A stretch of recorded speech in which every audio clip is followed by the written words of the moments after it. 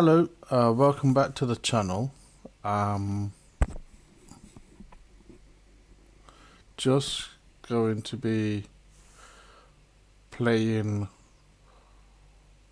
one table Russian cash. Let me just adjust my microphone here. I think it might be a bit loud.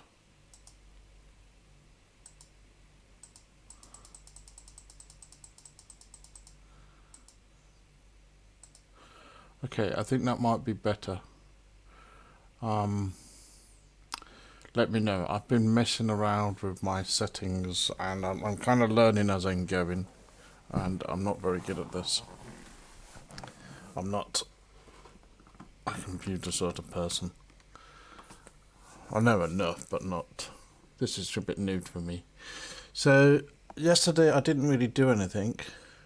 I think I played a few tournaments on Sunday and we were profitable in those. Unfortunately, I made a real mess with the recording.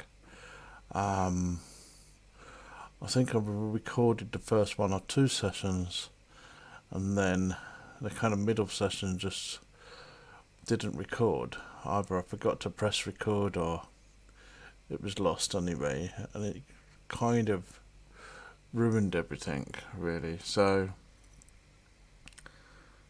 and well, it was all a bit chaotic anyway, because I had another example of where I registered for tournaments, meant to unregister, and I actually fell asleep.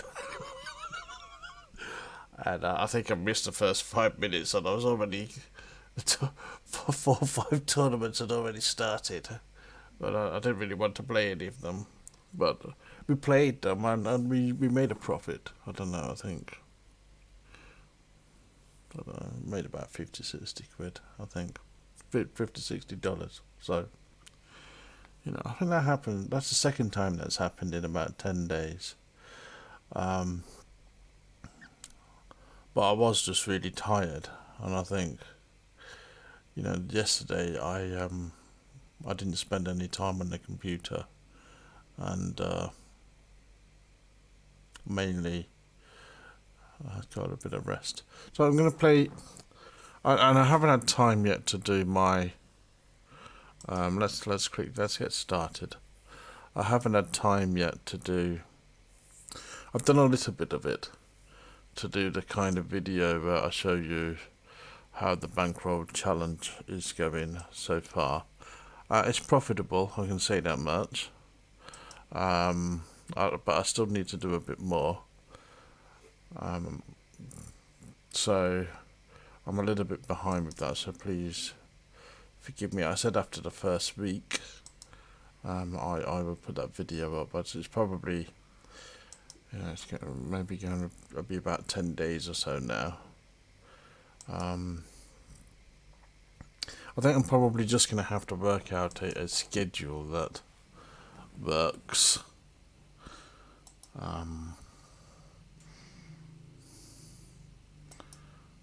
I'm not sure about. Maybe I will post information about how the Bankroll challenge is going roughly every 10 days or so, unless I get a little bit more organised with my spreadsheets and things. I think that's probably one thing I need to do, is do that. Well, what we're going to do, I'm just having a little bit of a relaxing play about now. It's not serious. I'm just going to play one table, $2 Russian cash. I mean, I think the Bankroll challenge is about plus $150 now. I don't know about that. Okay. Maybe a bit more, maybe a bit less. So that means we have a total bankroll of $250. Okay, so obviously we started off with $100. So theoretically we shouldn't really be playing $2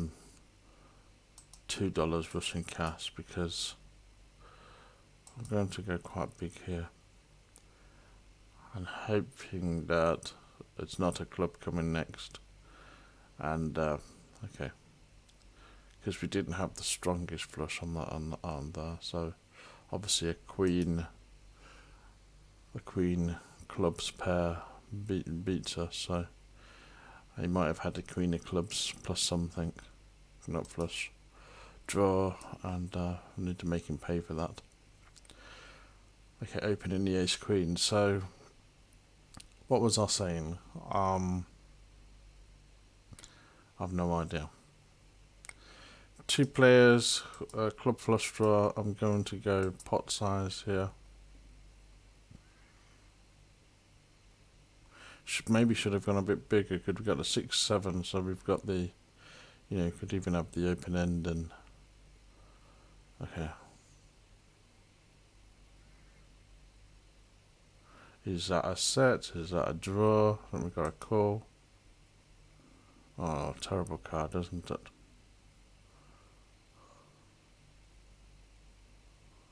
It looks like a set, doesn't it? And it could be a straight.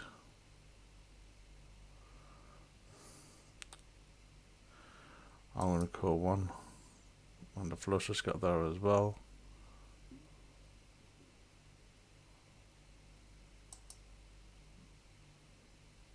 It was a set. Okay, I don't know. Have I said this nearly every game we've started that in the first 5 or 10 minutes we've lost a stack, or nearly a stack, and that was about the 3rd or 4th hand or so, and we lost nearly a stack. I don't know. It just seems to be the pattern that within the first few minutes, you get a reasonable hand and somebody gets flops and nuts against you, and you go down, and you have to come from behind. It's fucking amazing, to be honest, the regularity that happens.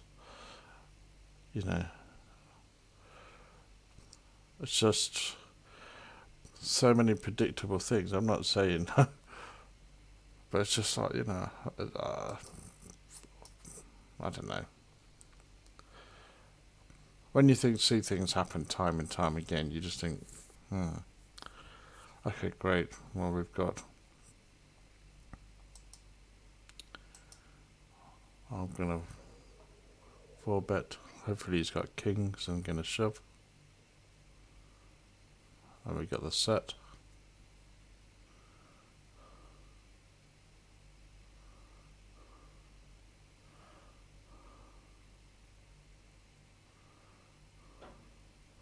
I'm checking.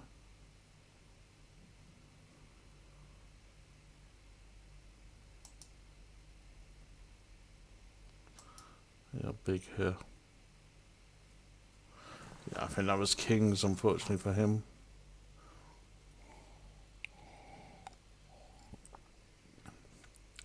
I don't think he's going to call that 4-bet unless he's got kings or something, or maybe even queens.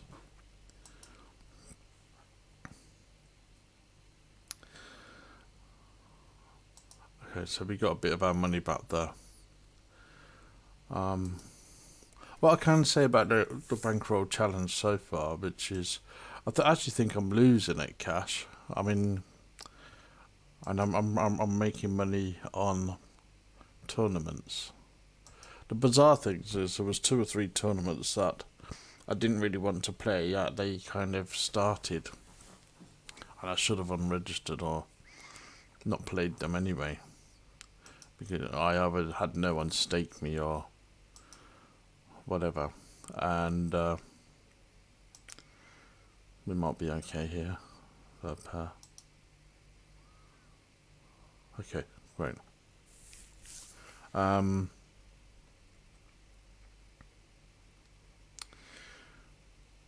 And it's those tournaments that we've done well in. So sometimes the universe communicates with you in strange ways, doesn't it? It's kind of accidents that I was registered for those tournaments and I had to play them, and I ended up doing well. So maybe it's saying, spend a little bit more time playing tournaments, because you're not very good at cash games. I don't know, but my trouble with tournaments is I do enjoy them. I mean, there's a lot of pain that goes with them, and I'm kind of getting used to that now. I kind of expecting a little bit. I'm used to the variance of tournaments now, but with cash games, and I see, you know, people making silly moves with big stacks or whatever. Yeah, sometimes just very questionable, and I get angry about some of the runners or rivers I get in cash games. Tournaments, I'm getting used to the idea that people often don't have a choice but to just shove all in, and that's their only option. And then, you know, they need the cards to land, and sometimes they do. So I did have a period of time where I seemed to lose to big stacks all the time, and I still have a bit of that, you know.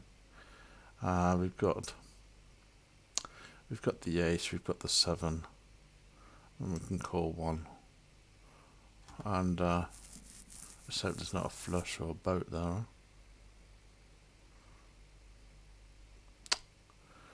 Looks like a boat, doesn't it? Looks like a boat, smells like a boat. I think we can call one though. And it's 9-9. Okay. And 38 VPIP kind of helped me. I look like a flush rather than a boat. Anyway, 9-9. Work that one out.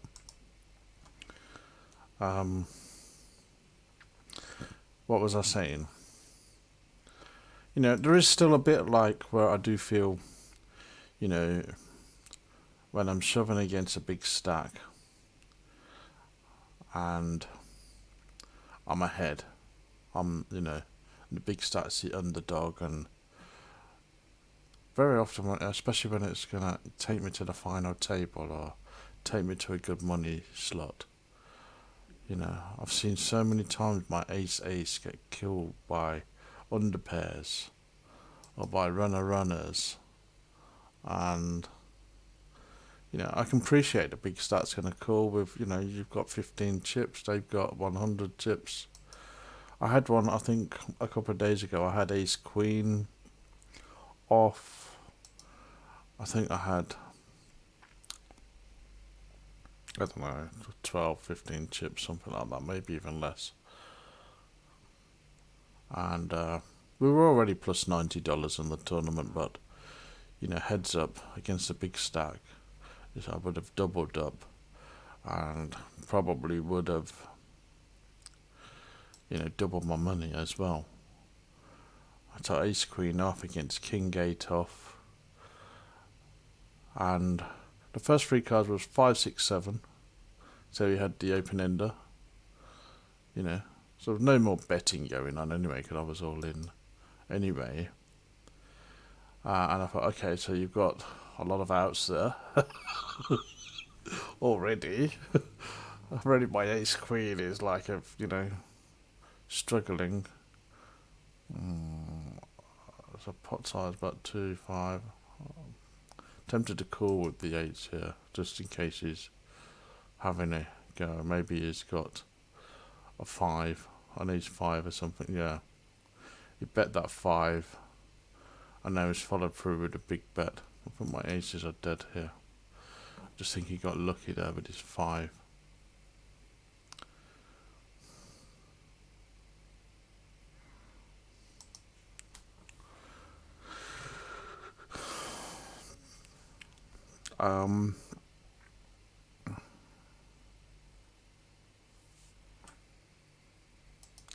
So yeah, and then the turn card was a king, you know.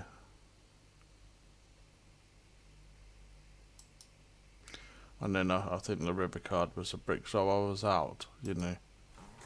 For me, I haven't really gone through the stats, but it just feels like that happens to me a lot. I had one the other day. I think I might have recorded it here, I think. Ace, you know, against ace king off. The other guy had me covered. I was in a pretty high position. Winning that hand would have taken me to number one in the tournament and the $500 position. And the guy got a king on the flop and a king on the turn, and I was out, and ended up with $7. That just feels, you just say that cost me $500 really. That's okay, but I wouldn't usually find the fours here. I'm not really concentrating. Well, we are where we are.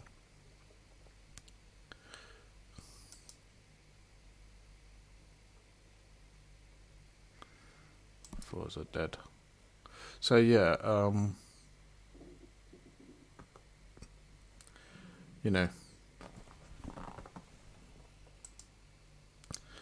okay, so I'm not sure what's happening with my microphone. Hopefully my microphone's working.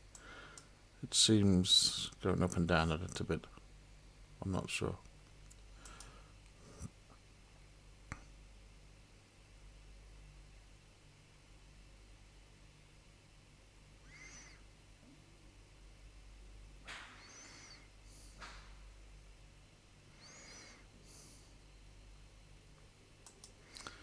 So I'm not sure what my plan is for the future in terms of what I'm going to be playing. I mean, I'm just messing about at the moment, playing $2 Russian cash. I probably should at least be playing $5 because of our bankroll at the moment. I'm going up a little bit.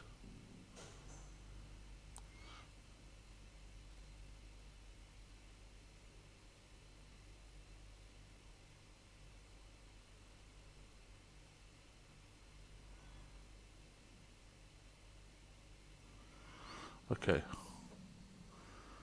So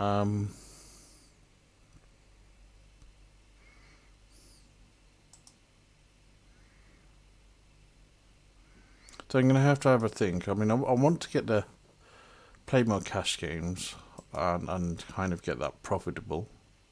Well, it has been profitable in the past for me over the long term, but whilst I've been doing these videos, I'm kind of losing just a little bit. I don't know, 3 or 4 buy-ins, not much.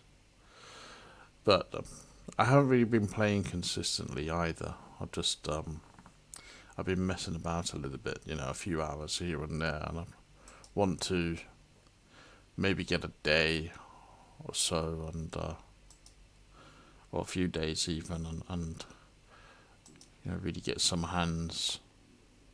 That I think I mentioned the other day, what I probably would do, and it might well be the case, that I play cash games in the weekday and tournaments on Sundays, something like that. And that might be the best of both worlds, I think. I mean, some of the guarantees on Sundays are a bit higher. I'm kind of shoving here.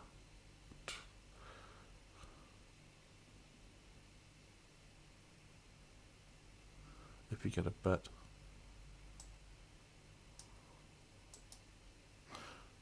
Two overs and the flush draw.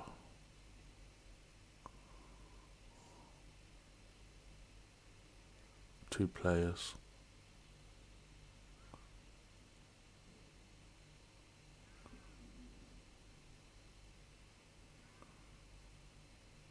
Inevitably, we've got a set out there.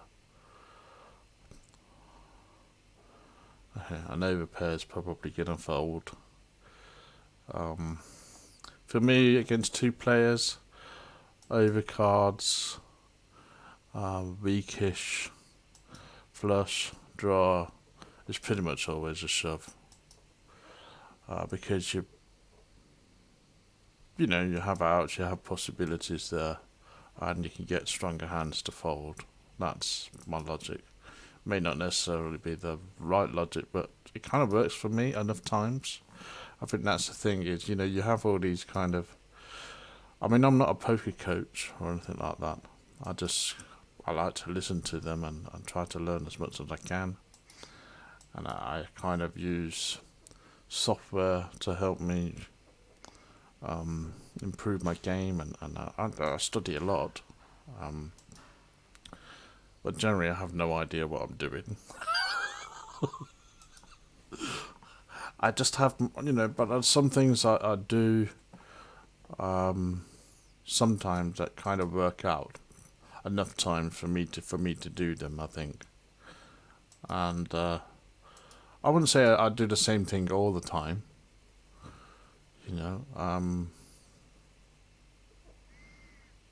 That I have a kind of pattern to things, and there's still many, many, many spots where I would say I'm clueless. Really, um, I'm just clicking buttons, but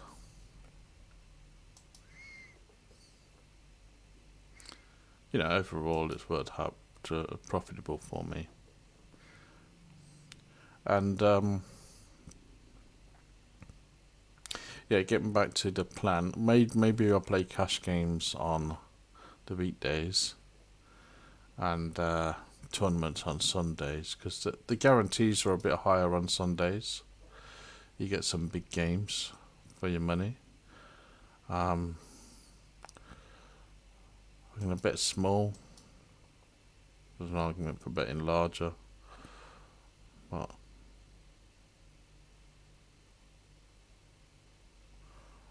I'm going to bet small again.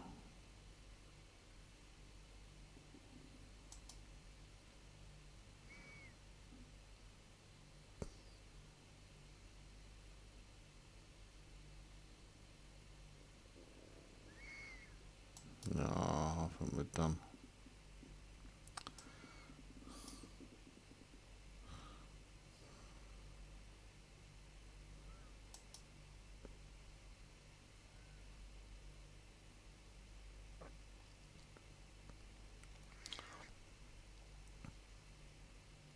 Just going to flat the ace-5.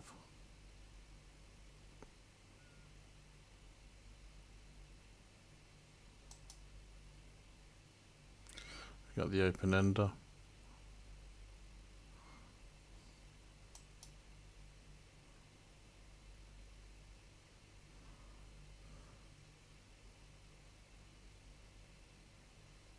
Just going to check it down because there's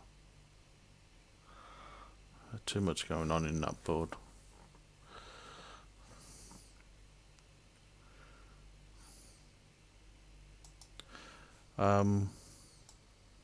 Yeah, so the guarantees are higher on Sundays, and I think there's a lot more players and more recreational players, I think, on Sundays too. So,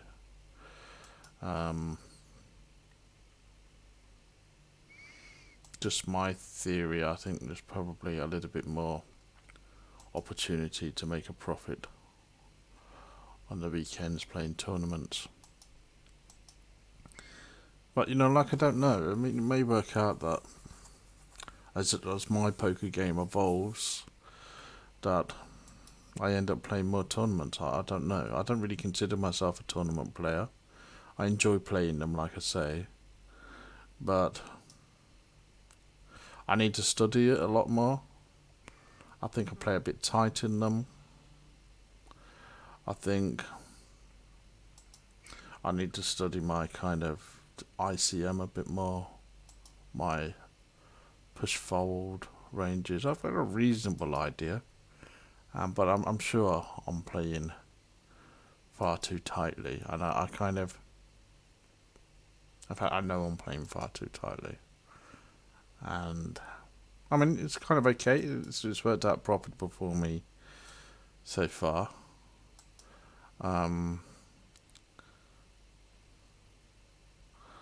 But I need to do a lot of work on my game, and that might be something that I do. I mean, I think I was thinking of maybe just doing a series of micro cash games, micro tournament games. You know, $2, $5 or less. Okay, so you know maybe 4 a day, and you know video them. So that's going to be, I don't know. I spend $10 a day entering tournaments. Maybe get some staking for them. Have a bit of fun with that, and then you know see how much profit that can make. Can I make on average more than $10 a day playing micro stakes tournaments? Well, you know, I think so because I've already, I think, on $2 games. I've played about $20 of $2 games over the last week or so, and I'm probably about plus $100 in them, I think, so far. I'm just going to flat the king queen here.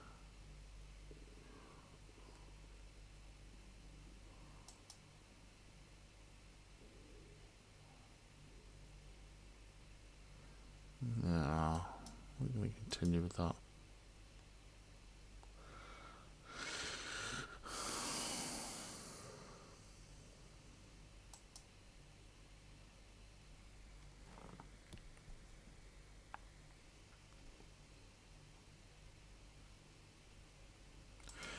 Anyway, let me know. Let me know in the comments. It'll be good to hear from you. I see that so far, you know, people have subscribed to the channel, so thank you, and I really appreciate that. It's amazing, actually. I think I've only been going about 9 or 10 days or something, and I think right now I have just over 50 subscribers, 54, I think. Let's just have a look.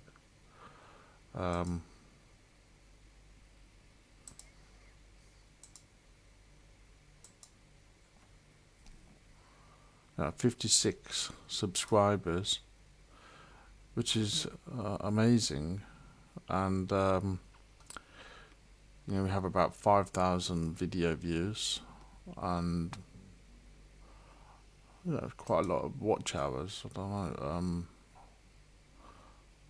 So it's a lot. I can't remember the figure, but I mean, I've been surprised. And like I say, I haven't got it right yet because my volume has been low. I don't really know how to work out the software. I don't really know what I'm doing, so but I'm kind of learning on the fly a bit. So there you go. But it's great. So and it just motivates me to do more and make it better, and to turn it into a nice little hobby for me. Well, if it pays a little bit of money from the YouTube monetization, that's great. I'll add to my poker bankroll. I might do that actually. Kind of just add the poker incomes to the poker bankroll. I don't know yet. Sounds like a good idea, doesn't it? Maybe not, because maybe you want to just, you know, have to have my bankroll, which is connected to what I do on the table. But I can probably, you know, increase the bankroll by adding my own money from time to time. That like, you know, I started off with $100 deposit, and hopefully that continues to grow. So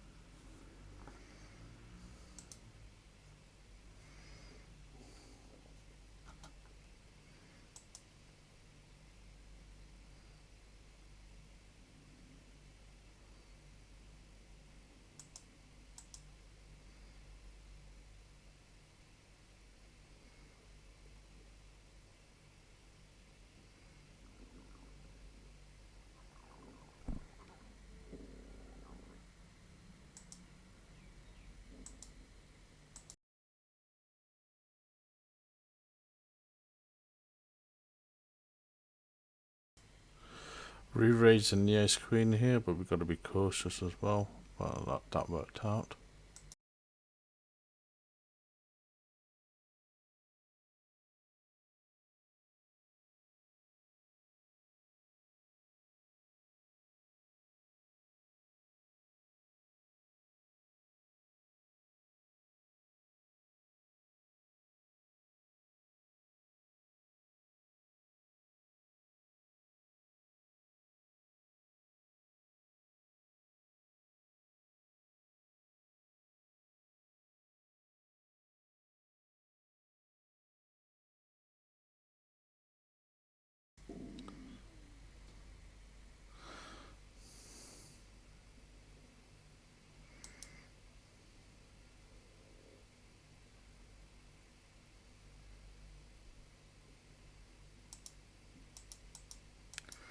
Re-raising the ace jack off.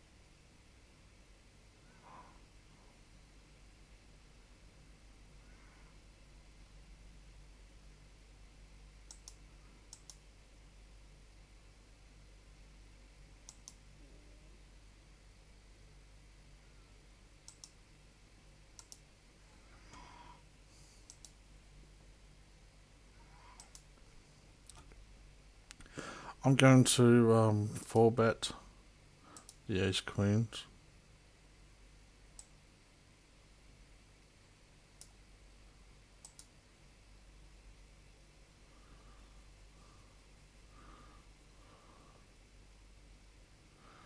And that didn't work, did it?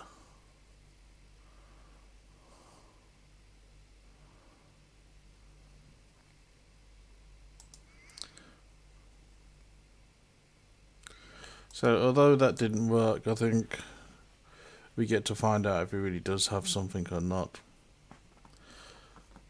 Well, you know, ace queen off is not going to call a shove. But, you know, I think it can save you money in the long run, can't it? If you do, you know, if you're there with ace queen, there's an ace on the flop, you know, you're obviously behind ace king. And I'm going to flat this one just in case he comes along on the left.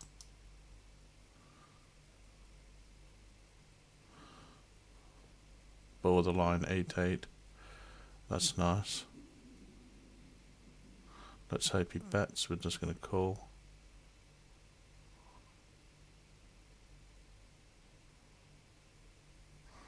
It does bet.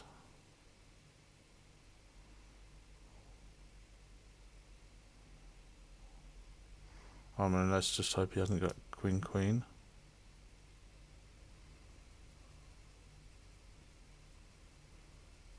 And let's now hope he's got king king or ace ace. And he feels like he's going to have to continue. I'm going to put, I mean, it could be ace king here. So I'm going to put a half button, hoping that he's got ace ace or king king. Or even ace queen. Great. 3, 4. Well, I don't think he's got 5, 7. I'm just going for a half pot. And hopefully we get a shove.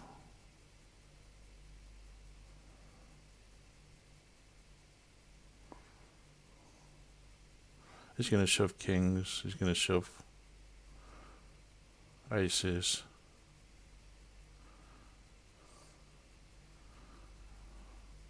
Okay, so we're beaten by a straight. We're beaten by queen, queen.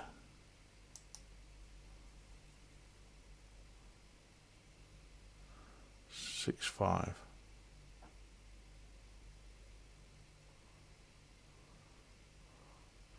Three.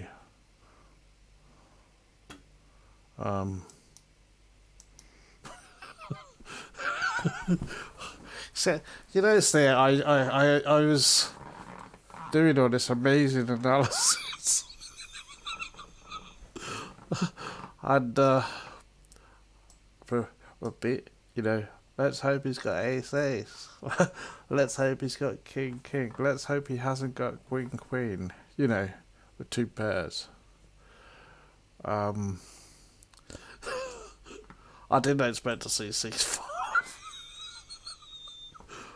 So maybe there's some logic to playing like that. Maybe it's just like, you know, I'm going to bluff this anyway, whatever happens. Yeah.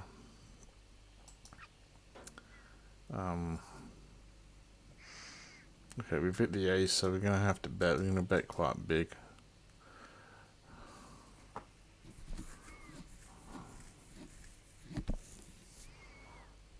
Oh, fucking hell, we raise here. Just an ace king.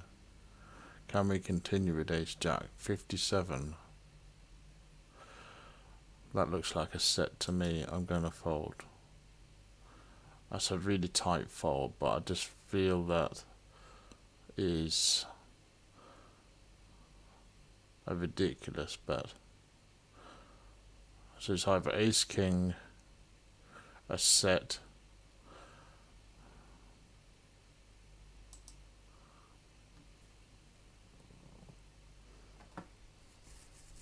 yeah. I don't think he's doing that with ace 10. He might be, but I don't think so. I think, yeah, it's a really tight fold, isn't it? But 57, I mean, I'll be calling like, you know, 14, 20. 57, I mean, we're playing for stacks with top pair with a raggy jack. Okay. I think I'm going to call this king queen because this guy's playing a lot of hands. I think he could be messing around. We do have some value here. I don't really like it. And we get top pair. We got the flush draw. Well, the flush is out there.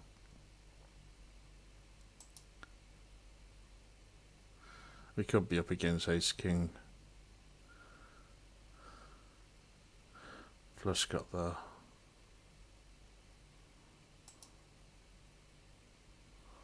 Ace queen. That was a very interesting bet on the turn.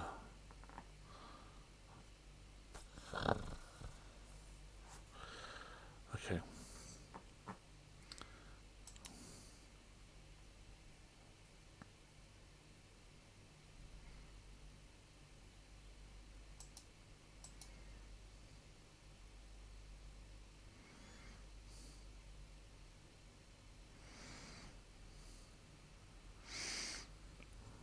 We seem to be getting these a few monotone flops, don't we? And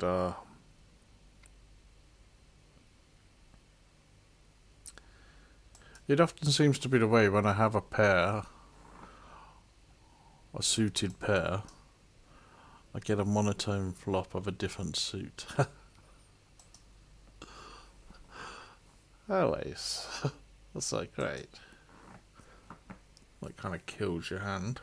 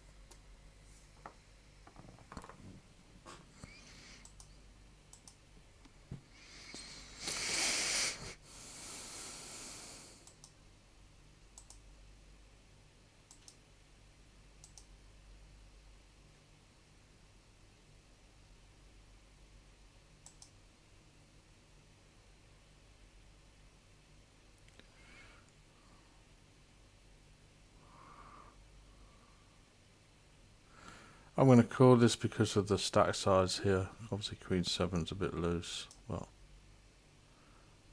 we've got nothing there. No reason to mess around here. Oh. I'm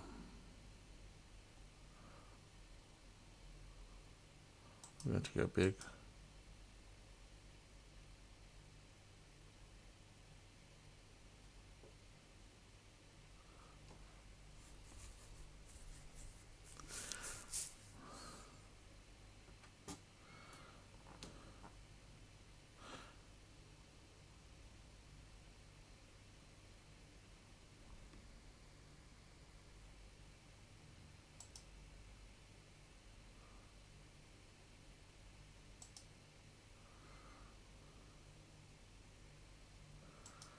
So we've got a VPIP of about, what, 25, 24, 25 now. So that's reasonably okay for Russian cash. Very often it'd be a bit less, I think.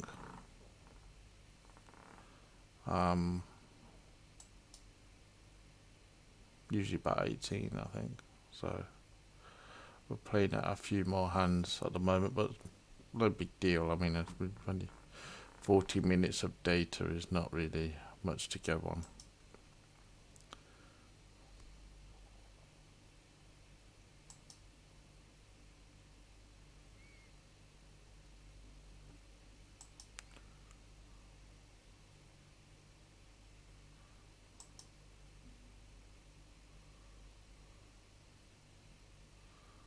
Nice one.